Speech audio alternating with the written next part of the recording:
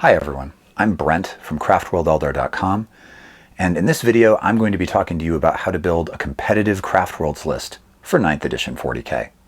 If you haven't already visited Craftworld I would suggest popping over and having a look at the blog posts and strategy guides, which will help you develop your collection in all sorts of ways, right? But in this video, I'm going to be focused specifically on how to think tactically about list construction for competitive play. And the focus here is very much on competitive tournament-style games because I really don't think anybody needs help designing a list for casual or fluffy games where you just pick a theme and go with it, right? If I'm wrong about this, by all means, comment below. I'll make a video about how to make a casual list. But what we're going to be focused on in this video is how to think about the obstacles you're likely to encounter in serious tournament play and how to plan a list with answers to each of those obstacles, right? Because a really good tournament list needs to be flexible. So that's our focus. That's what it is we're doing. Also, before we start, I want to remind everybody, if you like this video, if you'd like to see me make more videos like this one, please click like below, consider sharing this with a friend, and maybe put a comment in the comment section. It'll draw more people to the page. The more people who watch the videos, the more videos I'll make. All right, here we go. So this is actually going to be a two-part strategy guide. In part one, I'm going to focus specifically on individual obstacles that we have to think about when we plan a competitive list and potential answers Eldar players have to those obstacles, right? So we're going to talk about how to play the primary objective game. Most games of 40k are going to be decided by the primary objective game, right? So there are various ways that a Craftworlds player can approach this. We're going to talk about how to do that, what sorts of units work best for this aspect of the game. And we're going to talk about secondary objectives, because when you're planning the list, you need to think in advance about what secondary objectives your army is going to favor, how you're going to achieve those. Lots of casual players actually pick their secondary objectives when they get to the table without really knowing maybe even precisely what's in the book. And this is a losing approach, right? It's good to stay a little bit flexible about your secondaries, have a few that you can choose from, because you can choose them after you've seen your opponent's list. But you really need to know what your options are and precisely how the list you are bringing to the table can achieve the ones that you're going to favor, right? So you need to have some in mind going into the game before you've seen your opponent's army. We'll talk about that and how to plan your list with those in mind. Other concerns, how I'm going to deal with hordes, right? Hordes of light infantry. What do I do if I'm getting swamped with termagants? What are we going to do about multi-wound heavy infantry? The most obvious example being Space Marines, right? For a few months there back in the fall and the last few months of 8th, Space Marines were really dominating the meta. And ever since they went to 2 wounds, we've had to think differently about how we play against Marine lists. But there's lots of heavy infantry in the game that isn't Space Marines. I personally have a special horror of AdMech, Cataphren, destroyers. There's all sorts of heavy infantry in the game that you may need an answer for. How am I going to deal with tanks? What will I do about monsters? What will I do about Titanic units? It's not necessarily just as simple as, I don't know, have some bright lances, right? There are a lot of ways to think about how you will address lists that bring a lot of those high toughness targets to the table. What am I going to do about gun lines? What happens if I, as a Craftworlds player, come up against an army that has overwhelming shooting, sits in its deployment zone, and just kills anything that comes anywhere near it? There are fewer gun lines in 9th edition because the way primary objective play has changed the game. But nevertheless, we need to have a plan for what we're going to do if we come against a powerful shooting army that keeps us at range, right? So we have to think about gun lines too. What about obscenely good and vulnerable saves? Everybody a few months ago was really worried about how to kill Mortarion, right? Like what happens if my opponent puts an enormous, incredibly durable, gigantic, beautiful character unit next to my enormously fragile space elves and everything's just pinging off of him because he's saving on a 3-up with some kind of feel no pain save, right? So what do we do about that? Do I have a plan for that? What do I do about deep strikers? What happens if on turn 2 a big unit of Terminators shows up in my deployment zone? What am I going to do about that? If you're really serious about competitive play, you need to have in whatever 2,000 point list you're bringing to the table answers to all of these questions, right? In part 2 of this video, the other video that I haven't made yet, I'll talk about how to think holistically about your list, how once we've answered all of these questions individually, we think about list building from a more sort of global perspective, synergy, command points, how's everything going to fit together. But step 1 is just thinking about what obstacles am I going to encounter? How am I going to deal with those obstacles at the table? So what's going to follow is an in-depth rundown of each of those topics, right? How am I going to play the primary objective game with a number of options available to Eldar players involving different units and combos and strategies.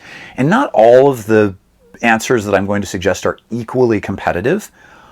Please understand, I am not suggesting necessarily, for example, that big blobs of Guardians are particularly competitive in 9th edition. In general, they're not.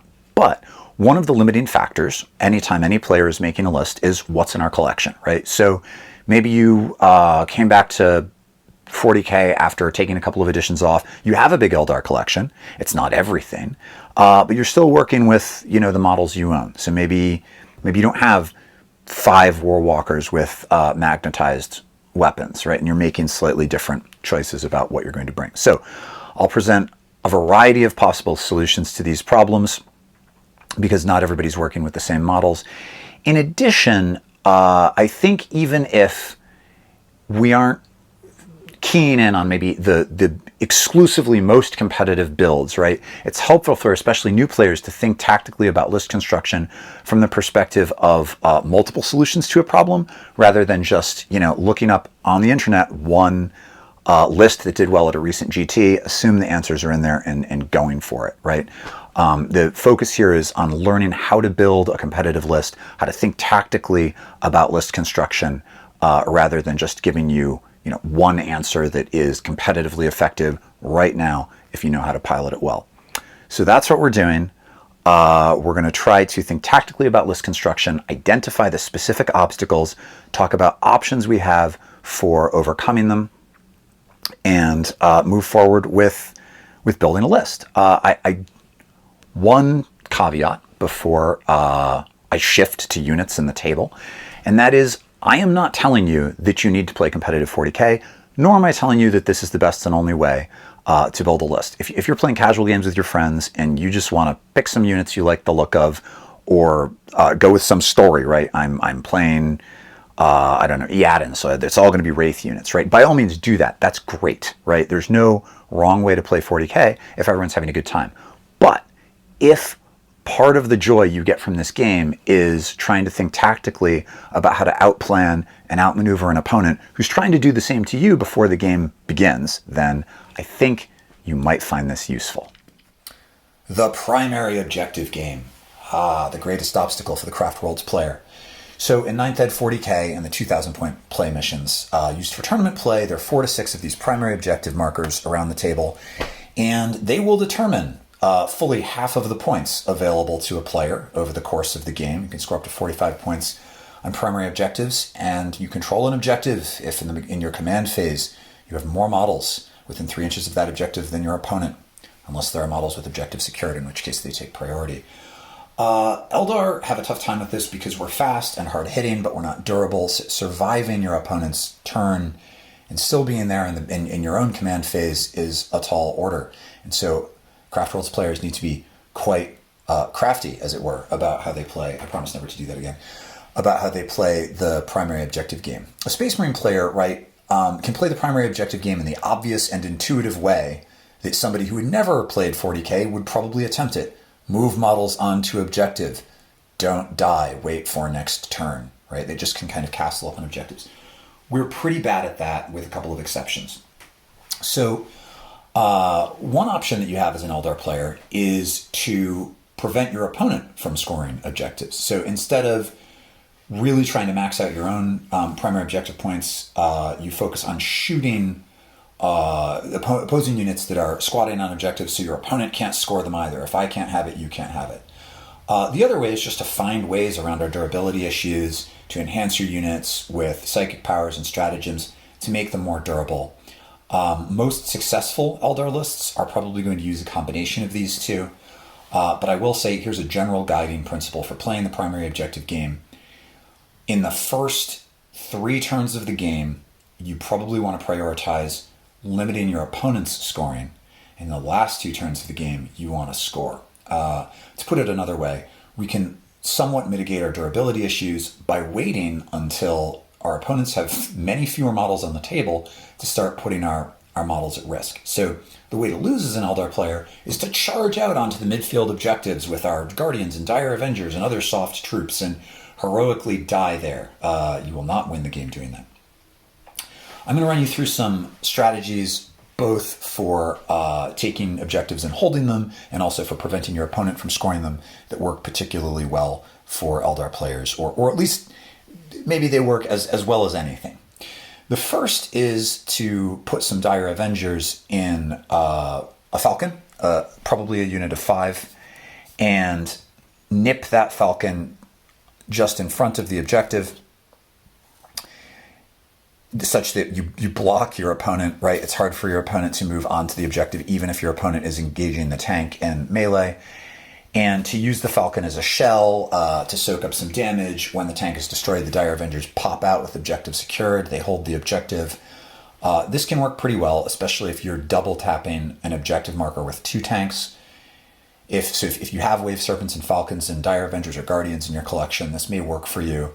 It's really good in casual play. I will say that in tournament play, it has some problems when you come up against really good shooting armies, because a very powerful shooting army can probably destroy even 2 transports and everything inside, and that would be 25% of your army without tremendous effort. So again, this is an option. You can do it. It'll work very well against some lists, but on the highest level of competitive play, I think it's a bit dubious. That said, if you are planning to use these transports for objective control, you may want to seriously consider giving them vectored engines and or spirit stones, because they greatly enhance the durability of the tank. Spirit stones provide a 6-up, feel no pain, and vectored engines make them -1 to hit when they advance, and your Wave Serpent is likely to advance pretty much every turn. How can I make that work with the primary objective game? Well, you can just have it jump between 2 objectives, theoretically. So that's one option. Try to control objectives with transports. I'm going to say that's a solid B. Another option, if you want to take and hold the objective, like Space Marine style, and I think our best option for that style of play is to use Wraith Blades with axes and Ghost Shields. These tough Ghost Soldiers are 3 wounds. They have a 3-up save with a 4-up invuln. They're toughness 6, and they can be enhanced further if you cast Protect on them, a psychic power that provides a bonus to defenses. Now they have a 3-up invuln, a 2-up regular save, and if you are really determined that your Wraithblades survive, you can also cast Fortune using a Farseer. It's a Runes of Fate power, which will give them a 5-up Feel No Pain. That becomes a nearly immobile unit, especially if you add a 6th Wraithblade. It's expensive. They're 40 points a model. And I think, right, you're at that point, you're very heavily invested. And they have the disadvantage of not having objective secured and being a low model count elite unit. So they're still going to struggle with being swamped by Horde units. But they can do some real work for you. And if you want a more in-depth explanation of how that works, you should check out the video, Our Best Units and How to Use Them, or the blog post or the strategy guide on my website of the same name. That's an option. These Dire Avengers, you'll notice that there are 10 of them, are standing next to Asserman, the Phoenix Lord. Asserman gives Dire Avengers a 4++ invuln save. So if you then cast Protect on the unit, they get a 3++ invuln. And you can pull a similar trick with the Dire Avengers, as I just described with the Wraithblades, where you also give them Fortune. And they do have objective secured. So at this point, this combo, Asserman plus 10 Dire Avengers, especially if you have another squad of 5 Dire Avengers that can run in and take the place of the fallen ones, can really give you some play on a midfield objective. The place where they're going to fall down a bit is in melee. Dire Avengers are crap in melee, but Asserman's pretty good in melee, so if there's an opposing melee threat, you can always have Asserman heroically intervene to engage whatever is coming to chew them off the objective. If you are going to go for this build, I would strongly recommend taking the Exarch power that makes the Dire Avengers immune to morale tests, because 10 of them in a unit is definitely enough that you're going to face some morale tests that may not be statistically likely. Asserman arguably doesn't quite make the grade for competitive play usually, but in the right list, with the right build, I think he's a really good option. And certainly in casual games, this can work great for you, right? You don't want this to be the only thing your opponent has to shoot at. And this is going to be a general principle for any kind of objective control move. If you are going to try to play the objectives by running onto them and living, you need to give your opponent lots of things to shoot at, right? It has to be a decision between, do I shoot at these hyper-buffed Wraith Blades that are going to absorb a bunch of fire and take the objective, or do I do something about, I don't know, the unit of Forge World Hornets that's bearing down on my flank? Yeah, Forge World Hornet. Make them make difficult choices, use target saturation, put a lot of things on the field, and you may be able to get some play. All that said, right, as I've already indicated, taking objectives and squatting on them is not a strength for Eldar. So the other thing that you can do is wait for your opponent to take an objective and then punch them off of it. And this is a place where Shining Spears absolutely excel, right? So here I have a 3-man unit of Shining Spears, and if you buff this in the right way, it's super threatening to most popular objective holders. So I've got an Exarch and 2 Spears. This is 105 points, a little bit more if I take the upgraded Lance for the Exarch, which will give it strength 8, and I think you should. If you run these spears in a unit with Expert Crafters and Hunters of Ancient Relics, which gives each model an additional attack when it's near an objective, suddenly this 3-man unit of spears has the same attack output in melee as would a 5-man unit of spears, which is pretty good. If you cast Empower on them, so runes of battle power, they get +1 to wound. It makes them absolutely vicious. If you're feeling mean, you can cast Doom on the target. Usually you don't need to. And if the objective is being held by, say, a big unit of light infantry that maybe the spears will struggle a little bit to kill with their lances, keep in mind that they also have 12 shots of shuriken fire, because they have the twin-linked catapults to soften that unit up before they get in there. So one option is, you grab a couple of objectives in your own backfield, or one objective in your own backfield, you let your opponent move on to the midfield objectives, you punch them off with the spears, so they don't score on their phase. They probably kill the spears, so you don't score on your phase either. Then they move on to the midfield objective again, you punch them off with something else, and when turns 4 and 5 roll around, maybe each of you has only been scoring the objective in your own deployment zone.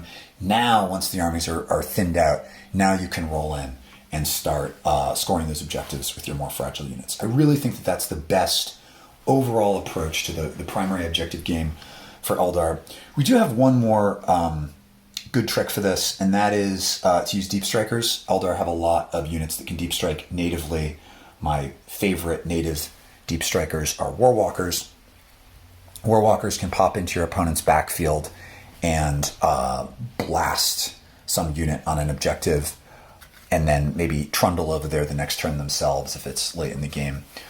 You could, in theory, if you have a lot of Guardians in your collection, Guardians are a little dubious for competitive play, but a big Guardian blob, right, 16 to 20 Guardians that come in 9 inches from an opponent holding an objective, you blast them and then survive the turn by using Celestial Shield, and then make an advance move onto the objective, probably using matchless agility, so they know they can make it, steal a backfield objective off your opponent.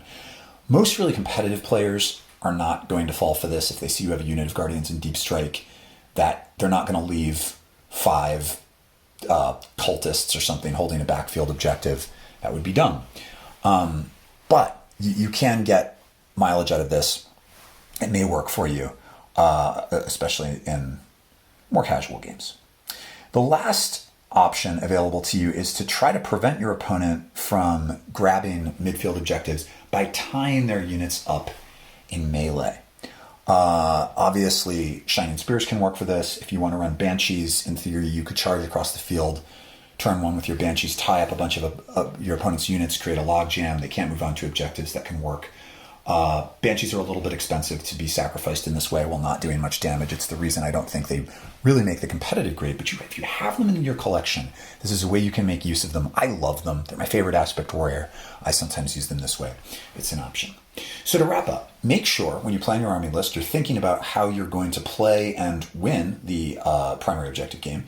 You should probably have ways to both eliminate your opponent's units holding objectives, as well as take them yourself. You don't necessarily have to move onto them and squat on those objectives and absorb fire. If you want to do that, there's some tricky ways to try to be durable enough to do it.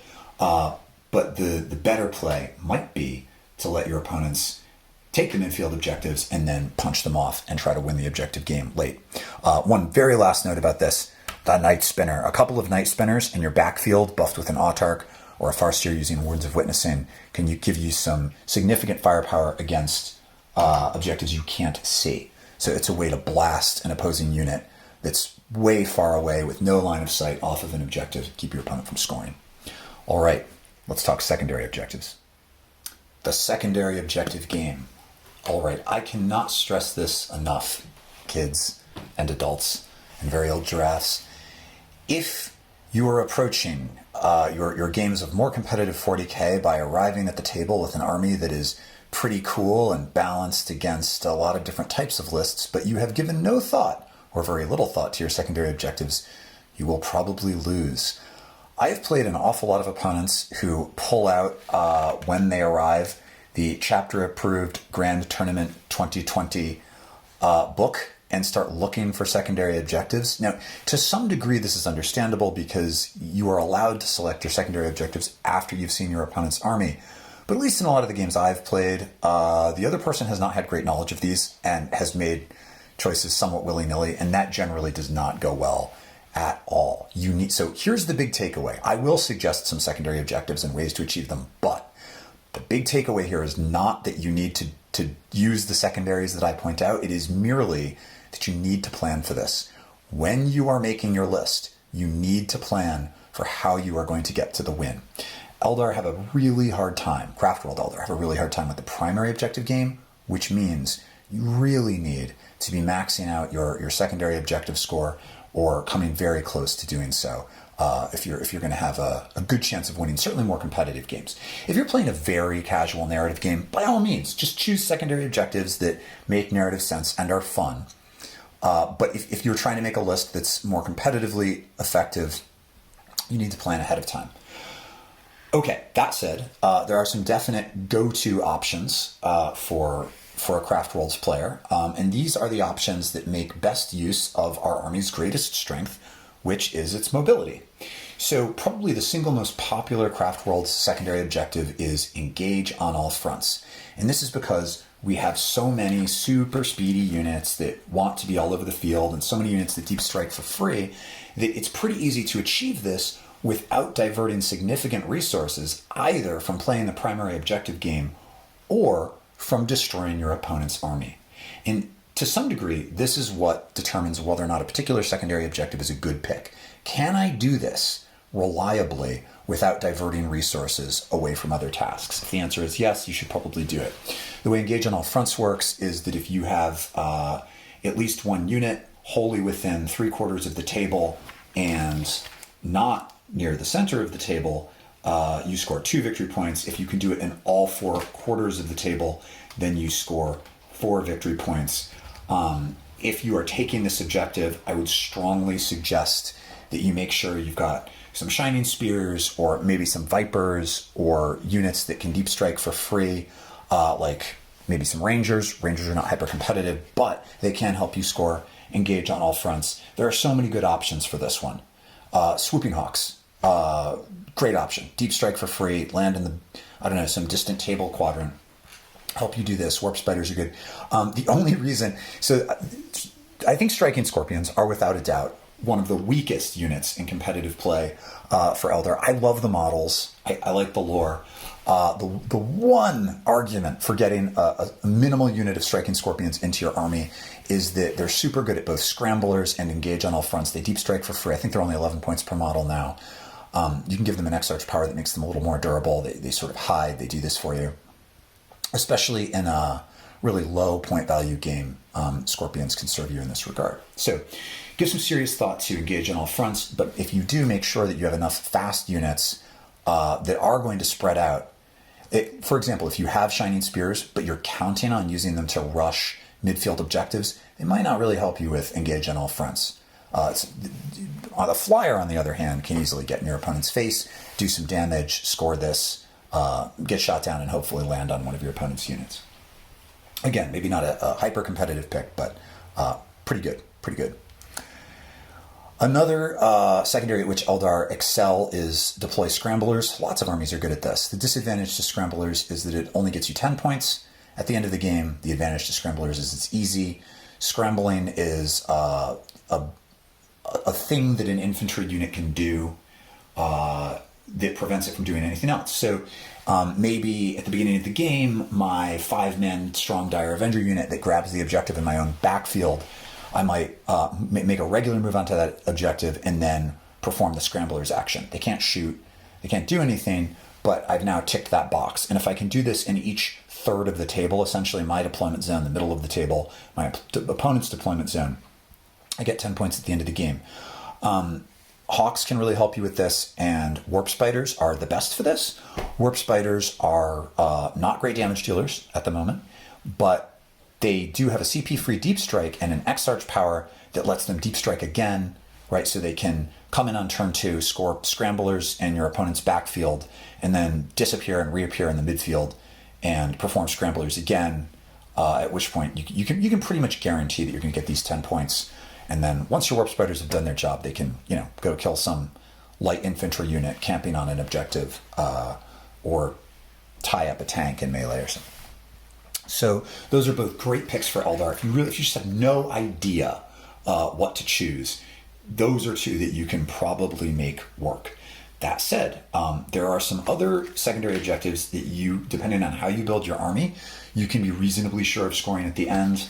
While we stand, we fight is one that can be really good. What this does is it makes the 3 most expensive, points-wise, units in your army worth 5 points each at the end of the game if they're still alive when the game ends. So if you are running, 3 Prisms, or you've got a couple of Night Spinners and maybe a Wraith Seer that's quite easy to hide with a good indirect fire weapon, they're just sort of camping out in your backfield, moving around to avoid the enemy. With the right kind of build, While We Stand, We Fight is pretty great. I would say all of the other options probably depend largely on what your opponent brings to the table. Again, you can choose these after you've seen your opponent's army and after you know what mission you're playing, but I would strongly recommend, in fact, I insist, if you're serious about competitive play, that you have at least a couple in mind that you are almost certainly going to take. One more that you can be reasonably sure of, not quite as much so if your opponent has a Horde Army or something that really fills his deployment zone, is the Teleport Homer objective, which just requires you to have a unit essentially in your opponent's deployment zone survive until the next turn. Again, that's a thing that Scorpions can do. It works best, I think, in lower point value games because there's fewer units on the board, but nevertheless, it's an option. So you look at your opponent's army, and maybe you notice that your opponent is short on Deny the Witch units. If your opponent doesn't have much with Deny the Witch, you might seriously consider Mental Interrogation, which is a very easy to perform psychic power. It's got a low difficulty level. All you have to do is get one of your psychers within range and make a test. It's a warp charge value 4, 18 inches away. It's really easy to do. You don't even have to be able to see the target, and that'll get you 3 victory points every time you do it. So my favorite for this is this Skyrunner Warlock, right? Because he's mobile enough to get into position. the problem with these mental these psychic objectives is that if you perform a psychic action, you can't do any other psychic casting. So it's not a great pick for a Farseer, right? Because the Farseer, his powers, they're so important. He has 2 casts. He can have 3 casts if you use a stratagem, whereas the Warlock only has the 1 cast anyway. If you're thinking, this only really works well if you have extra casters in your army, right? If you've got the 1 Farseer and the 1 Warlock, you're probably depending on those powers for other stuff. But maybe you're running a Wraith Seer. Maybe you are running a Spirit Seer in addition. And so if you have that flexibility, and again, only if you see that your opponent has not brought much with Deny the Witch, this can be a good pick. The problem with Deny the Witch is that if your opponent just rolls higher than you, you just lost those victory points. And that makes this power a huge gamble. So again, it's great. Warp Charge value 4 is all but certain, especially if you have a reroll. But it's not really viable against lists with lots of deny powers. Maybe your opponent's got a lot of tanks that you know you're going to destroy, or big monsters, in which case Bring It Down works. Thin their ranks might work against a Horde army. You should have a read through the secondary objectives in the book. You should know what's available to you, and you should build with the idea that you can reliably get to, I'm going to say, if you're playing really competitive 40k, you should be able to get 40 points with your secondaries. If you're playing casual competitive, I want to not get totally destroyed, you should have reasonable hope of getting to 30, definitely 25. But think about it ahead of time, plan your army with the secondaries in mind, and you should do well. Ask yourself, is my tournament Craftworld's army ready to be swamped with hundreds upon hundreds of small annoying creatures with teeth and claws? If the answer is no, you may wish to make some changes. Horde armies are back in fashion a bit, out of being out of fashion for a while, after they had been in fashion. And the reason that they are effective again is that the way the primary objective game works in 9th edition, it's possible to swamp the middle of the table, and I guess your own backfield, with so many objective secured bodies that it's just incredibly difficult for your opponent to chew through. Now, the fact is that you can't design your tournament list to be absolutely optimal against every single army that you could encounter. So I don't think you need to be ready to deal with, 400 demonettes or something. I'm not even sure I guess you could get to that many. But what you should be able to do is counter, say, 120 T3 models with a 5-up invuln and a 5-up Feel No Pain. Counter them at least well enough that they aren't going to overwhelm you and lose you the game. There are plenty of factions that like this kind of build. I've put Gaunts on the table because this is stuff that I have in my own collection. I've got a big Tyranid army. To be fair, I don't think Tyranid Gaunts are what you need to worry most about, because they don't have those sorts of defensive stats that I just talked about. It's really going to be something like Demonettes. I do have a bunch of Demonettes upstairs. Maybe I should have carried them down. In any case, this is something to think about. We do have a number of excellent options. We just need to make sure that we've planned ahead to have some things on our list that can deal with this kind of challenge. So the first, and I think most obvious go-to answer here, is blast weapons.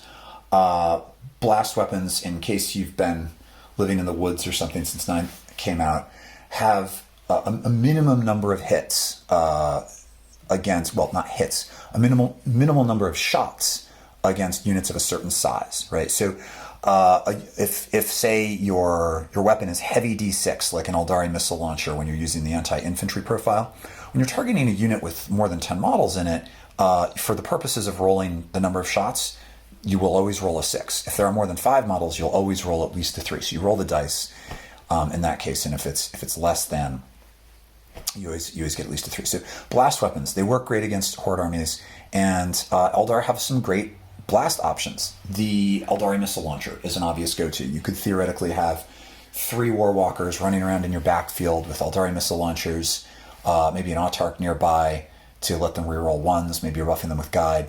They threaten hard targets. They can also take out infantry like this. Maybe you have a couple of Night Spinners back there. Night Spinners, really powerful blast option, great against light infantry.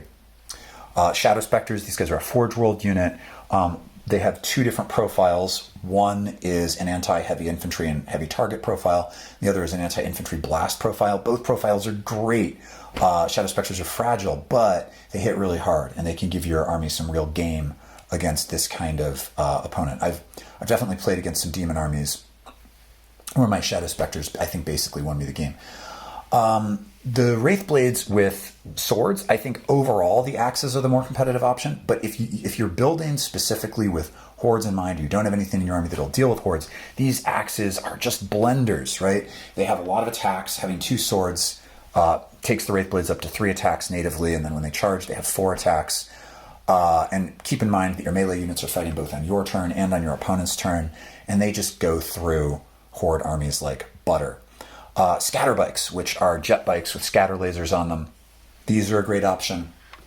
They really excel because they're strength 6. They're going to wound a lot of these light infantry on a 2, and it doesn't really matter that they don't have any AP, because that 5-up invul doesn't care about AP anyway. Usually what you want against hordes is volume of fire, and scatter bikes definitely provide that.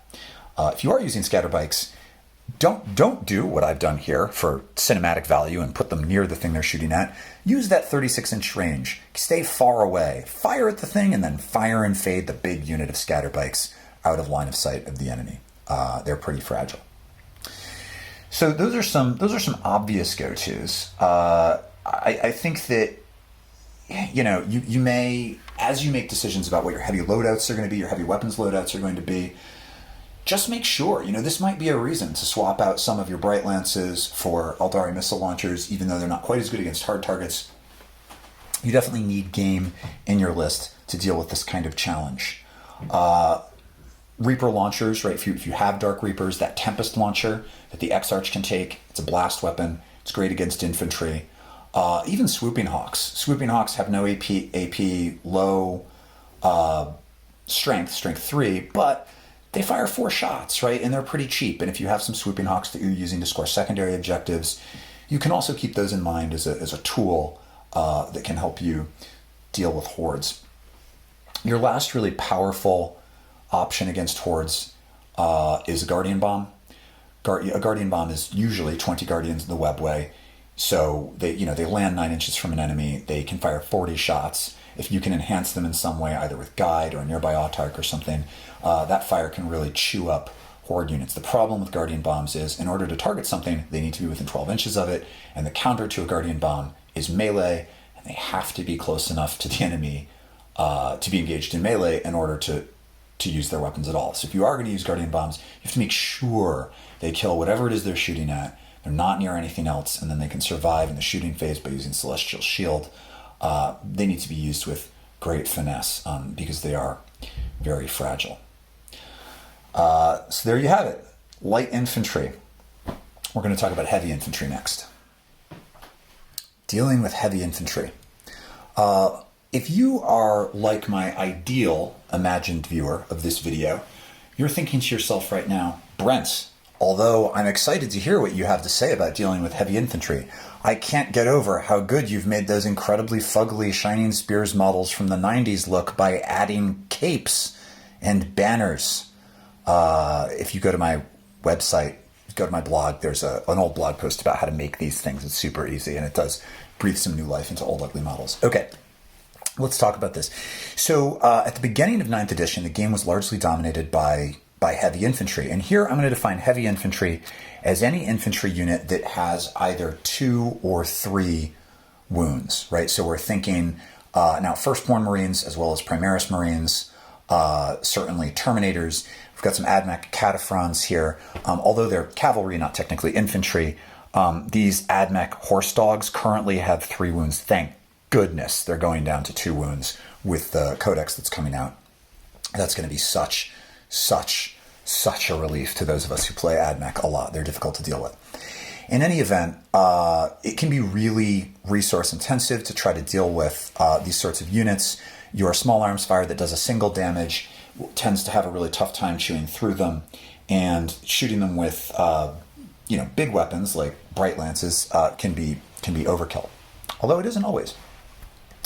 And because many of these heavy units not only are really good at controlling objectives, but also are dangerous. They do a lot of damage. They're damage dealers. They tend to be some of the units that you most need to eliminate in your opponent's army in order to win the game, both from an objective control perspective and also just from taking out the greatest threats perspective. So the ability to deal with heavy infantry is absolutely essential.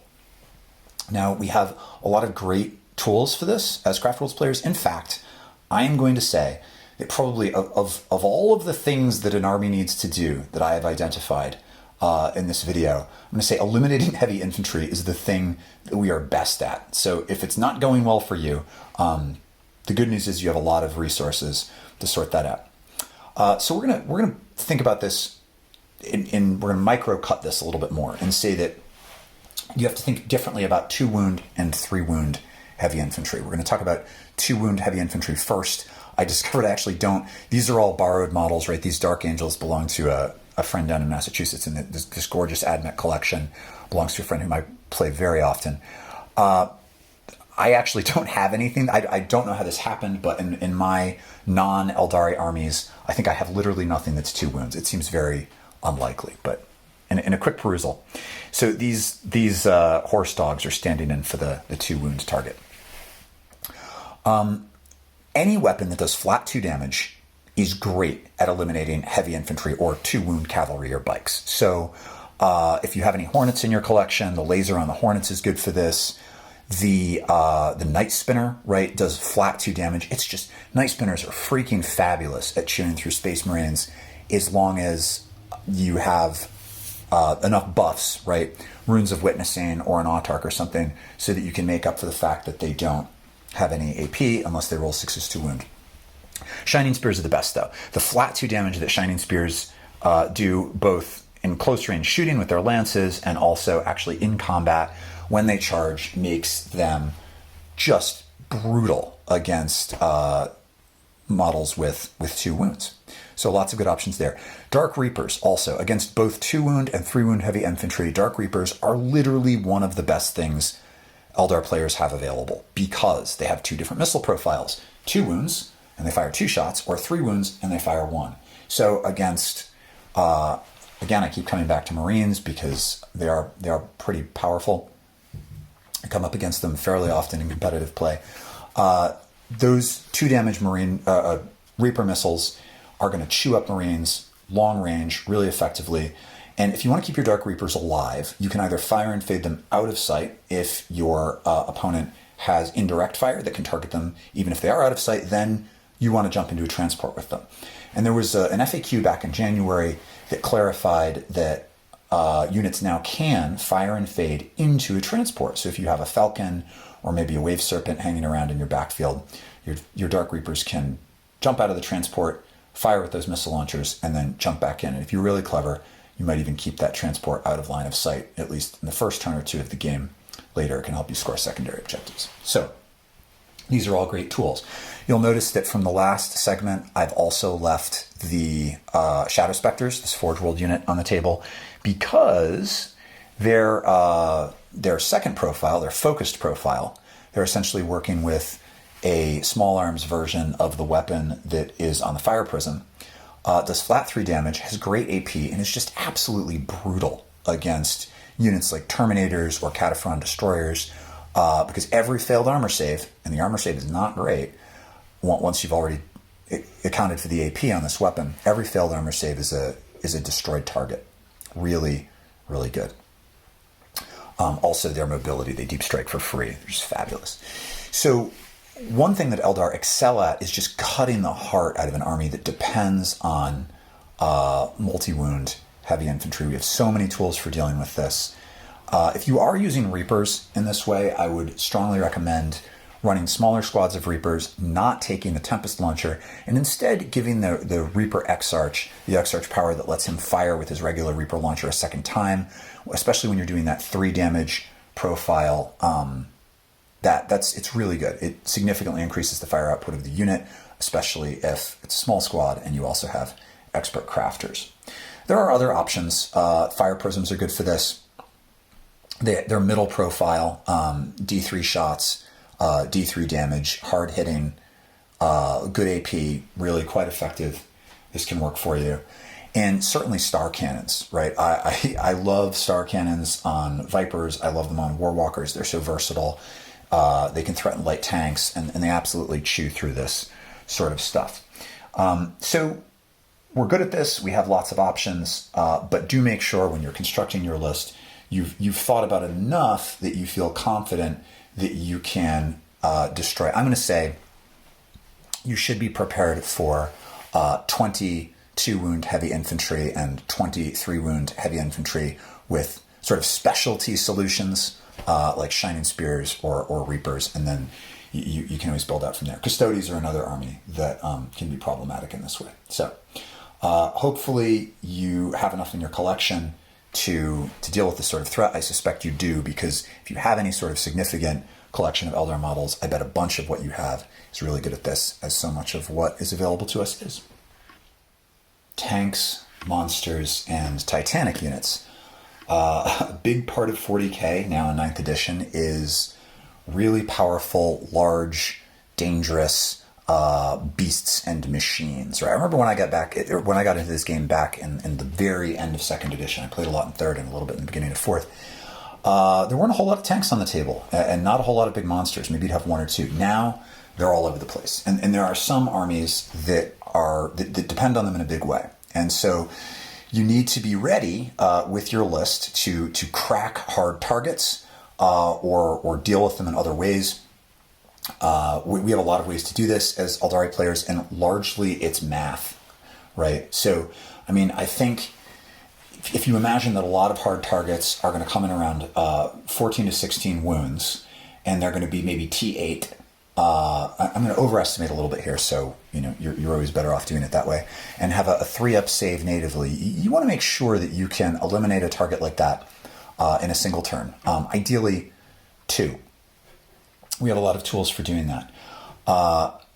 You'll notice I have 3 fire prisms on the table here. One of the great things about fire prisms is that they don't require any psychic synergy, very minimal support. They don't need to be in a detachment with a particular Craftworld trait, because with the linked fire stratagem, which is only 1 point, all 3 fire prisms, if they target the same target, can reroll all of their rolls to hit and all of their rolls to wound. And they have 3 different profiles with their weapons that makes them very versatile. You can use them against light infantry or medium infantry, heavy infantry, but they're also quite effective, very effective against hard targets.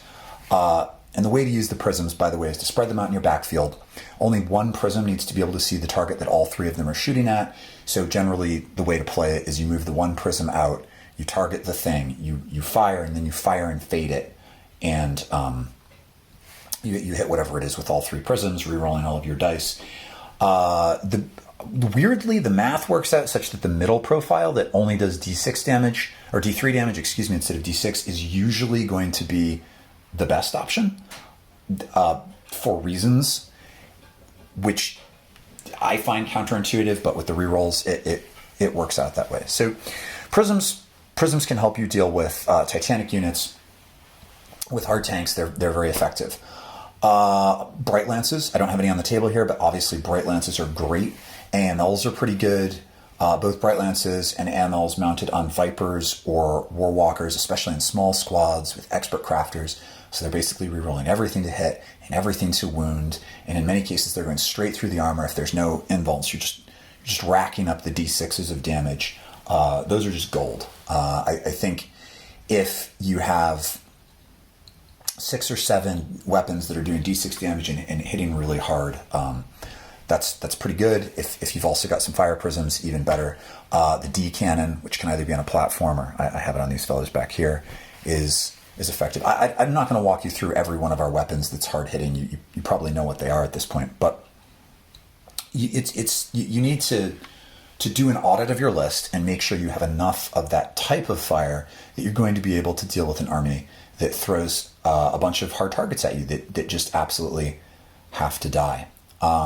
One trick that might not be on your radar is using fire dragons. They have been really bad for a couple of editions, but with the new FAQ that came out earlier this year, fire dragons suddenly got some new play, because now they can fire and fade into a transport So the move is to start, you could start theoretically 10 of them in a Wave Serpent, have them jump out of it turn 1, move them with matchless agility 11 inches, which will probably get you within range of whatever it is you need.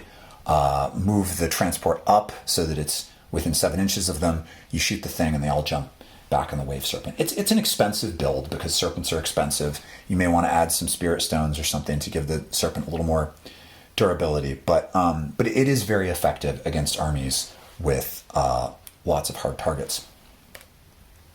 Another way to handle big enemies is just to tie them up, right? So a unit of 3 Shining Spears that engages an enemy tank, for example, even though they might not be doing a ton of damage, can keep it from firing. This, at certain times and moments in the game, can be effective. Another thing you need to keep in mind is the possibility that some of these targets aren't going to wait around to be killed or stand back and trade fire with you. They're going to come for you. Big demon models like the Keeper of Secrets are going to play this way, in which case, if your opponent has 2 or 3 of these things, being able to kill one of them might not be enough. In which case, having your own hard targets that can engage these things in melee before they reach you can be very valuable. I love Wraith Seers. They're just great. They can stay out of your opponent's line of sight, use those D cannons, and then rush up into the midfield in the middle of the game and use these incredibly badass D3+3 damage weapons to wreak havoc against opponents in the midfield. And they're also a way of countering hard targets or Titanic units that bear down on you. The Wraith Seer is T8 and it has a 5-up invuln, and unlike the Wraith Lord, it doesn't have a declining profile. If you heal it with Tears of Isha, maybe throw Fortune on it to give it a 5-up Feel No Pain, it can stick around for a while and do some work for you. So again, there definitely isn't one right way to do this. Craftworlds have a lot of options for dealing with monsters and hard targets. You just need to make sure that you have enough of those options incorporated into your list in order to get the job done. And do not underestimate at any time the power of Doom, right? Doom, if there's a big hard target that really needs to die and you have a Farseer within range and you cast Doom on it, Crone helped that target. It is very likely to be destroyed. So that's another enhancement that you can consider, especially if you're not running a lot of small units with expert crafters. Next, we're going to talk about dealing with gun lines and really potent shooting armies that absolutely can outshoot you on the table. There are some armies that just excel at shooting, and you would think, based on what 40k is like, that would be balance breaking in the game. It really isn't, right? There are lots of ways to deal with an army that can outshoot you, but you do have to be very thoughtful about it. So for an Eldar player, the first thing that you need to keep in mind if you come up against an army with really powerful shooting is to use target denial. It may sound obvious, but it really isn't. There might be games in which you really do, turn 1, you show them nothing. Yield the midfield. Don't try to take any objectives. Just let them have it. There are ways to play around the army, your opponent, without necessarily getting in their face turn 1. Keep your units out of line of sight. Put some stuff into strategic reserves. Your units that have an option to deep strike, right? Your Warwalkers, for example. Stick them in deep strike. One of the great things about a Warwalker is you don't have to decide until you see what your opponent is fielding whether or not you're going to spend, whether or not you're going to deep strike them. Maybe units that you don't normally deep strike, maybe some of your troops units go into deep strike too. So target denial is big. And we're fortunate as Eldar players, while we're engaging in target denial, to have a bunch of units with really good indirect fire. So you'll see I have on the table here a couple of Night Spinners. There are a couple of weapons platforms that also have indirect fire. D cannons. I really only like the D cannon on the Wraith Seer, but it's a powerful indirect fire weapon, and it's got to be frustrating, right, for an opponent who brings a really powerful shooting list to the table.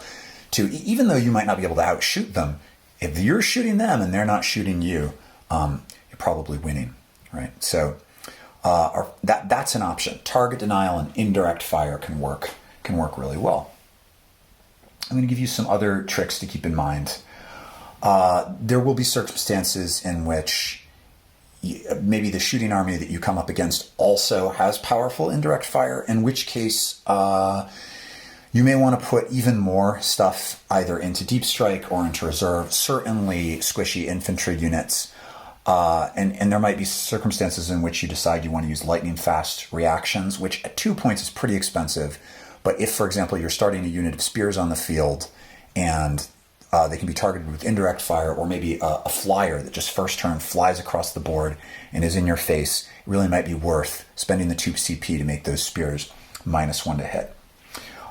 You can start your other squishier units off in transports. I don't think there's a great argument for taking Dark Reapers if you don't have a transport to hide them in case you come up against this kind of army. And in that case, keep in mind what a powerful tool Fire and Fade is.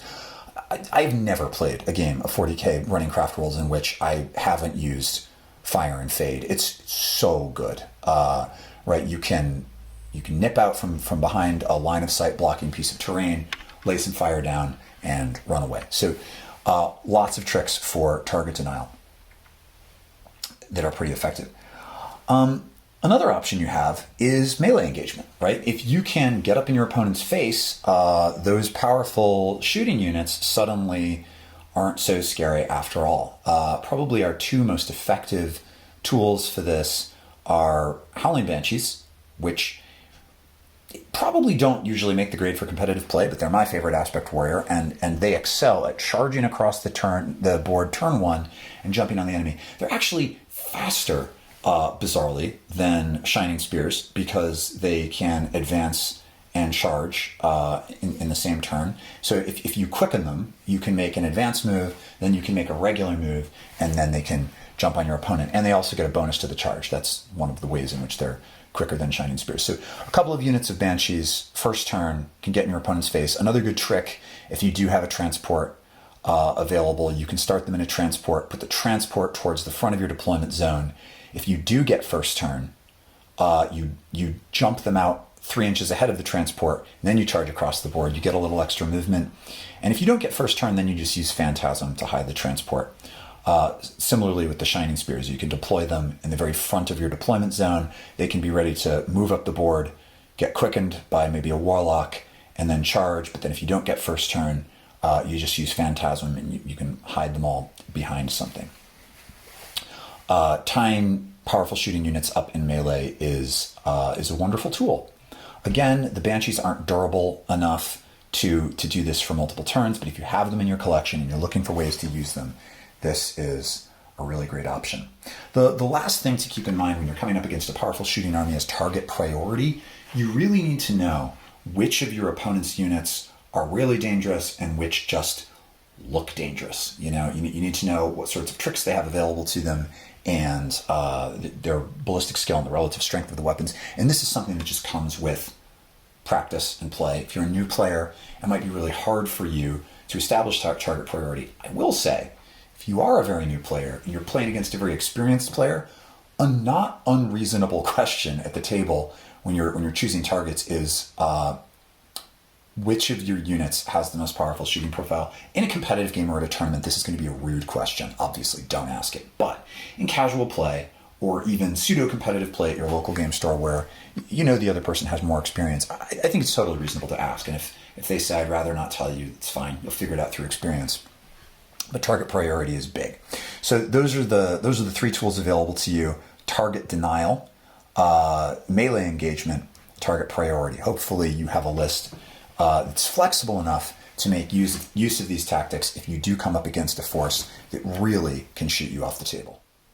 What will you do if you come up against an opponent who has units with obscenely good invulnerable saves? It's probably a little bit weird to give this question its own section in this video. I think I just have PTSD because I've played in games where this has been a real problem for me, which is also a bit silly because Eldar are actually pretty good at dealing with this.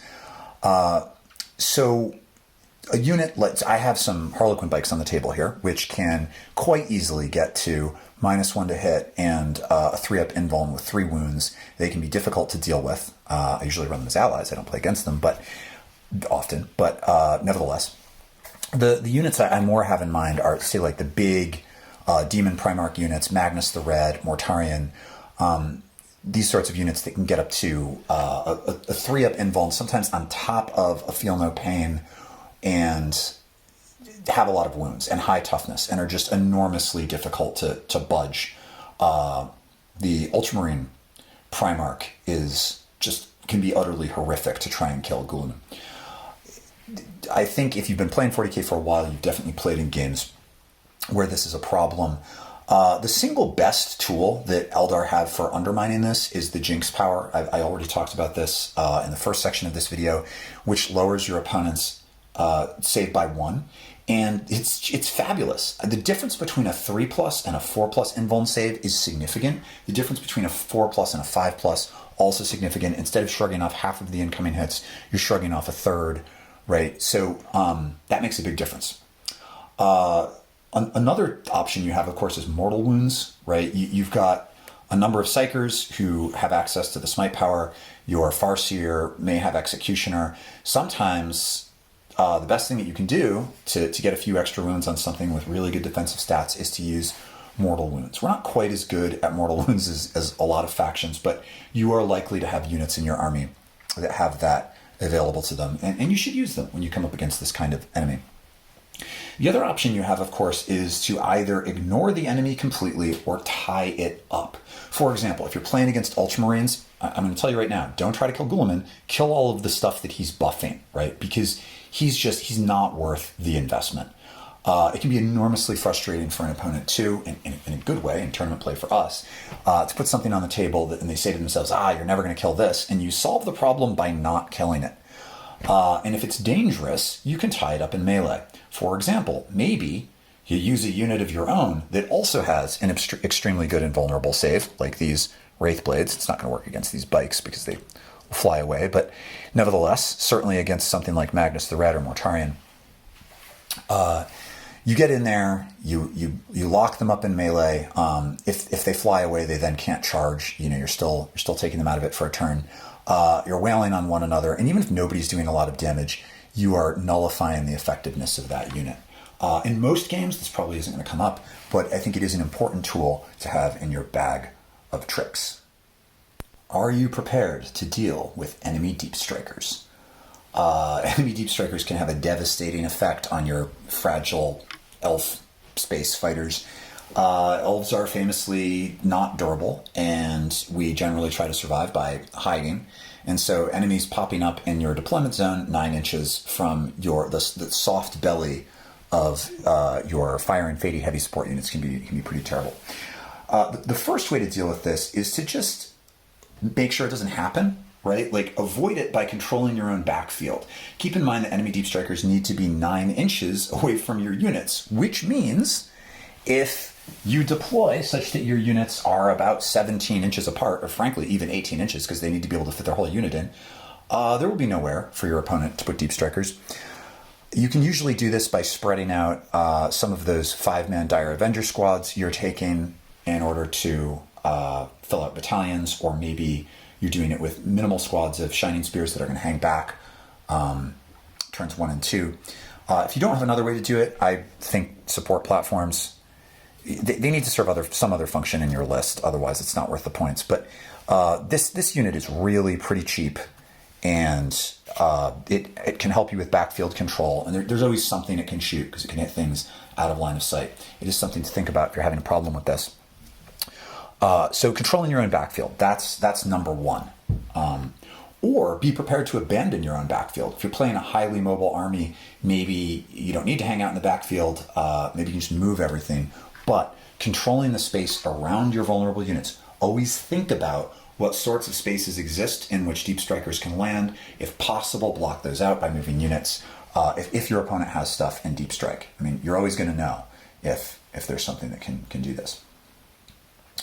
You've also got a dirty trick available as an Eldar player, and that is to use the forewarned stratagem. If you have a unit with a Farseer nearby that can see the deep striking unit, you can immediately interrupt your opponent's turn and unload.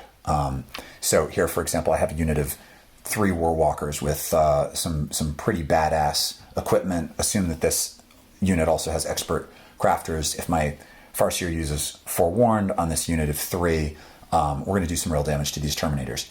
Now, given if there were in fact 7 Terminators in this unit, probably wouldn't be enough to prevent them from being dangerous, but it certainly would be worth doing.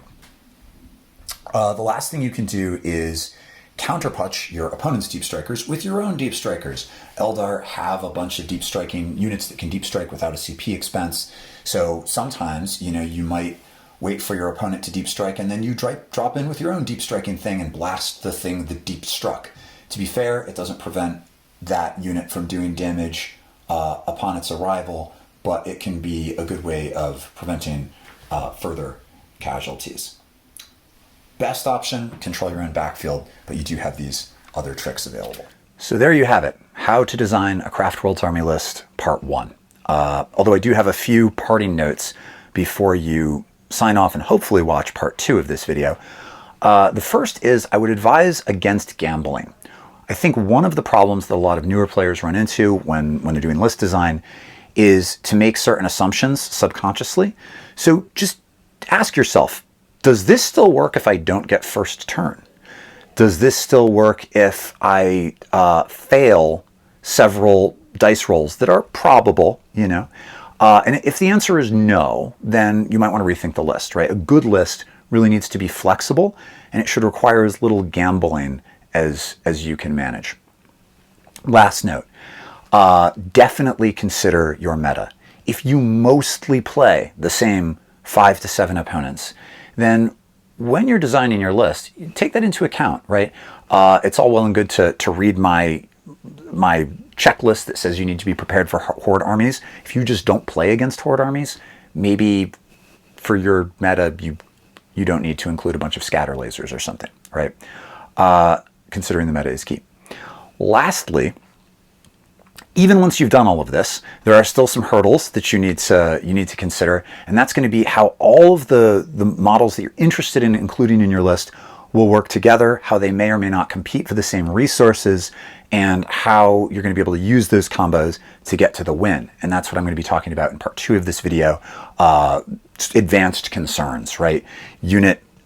Resource allocation, unit synergies, and getting to the win. So if you liked this video, please click like, comment in the comment section, consider heading over to craftworldeldar.com and seeing what else there is to see, and maybe subscribing so that when part 2 goes up, you will get a little email saying part 2 of that video you liked is ready to go. Thanks, guys. I'll see you next time.